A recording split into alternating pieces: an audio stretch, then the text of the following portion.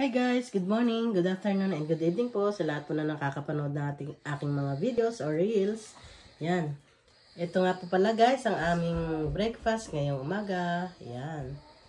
Una po, meron tayo dyang choco and plain Belgium waffle. Tapos yung mga typical na kasama niyan, partner niyan is bacon at saka po egg. Tapos nilagyan lang natin ng konting broccoli.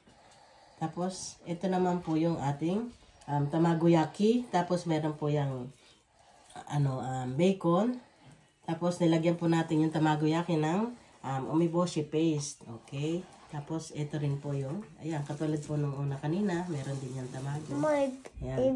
Tapos, ito naman po pala ang mga parang appetizer dito sa Japan. Ayan. Mga pickle din po yan. Ginger. Ayan. Tapos, ito, umeboshi paste. Ito naman po para po sa anak kong babae na panganay. Ayan, meron din. Ang kanya naman po ay cornflakes. Nilagyan ko po ng banana at saka cranberries. Tapos, ayan, meron din po siyang itlog tsaka bacon. Ayan. Tapos, meron tayong banana. Ayan. Ito naman po ang ating Hungarian sausage. Tapos, ayan, may salad din siya. Tapos, may scrambled egg tayo.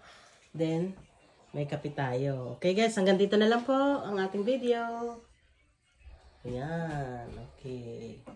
Okay na.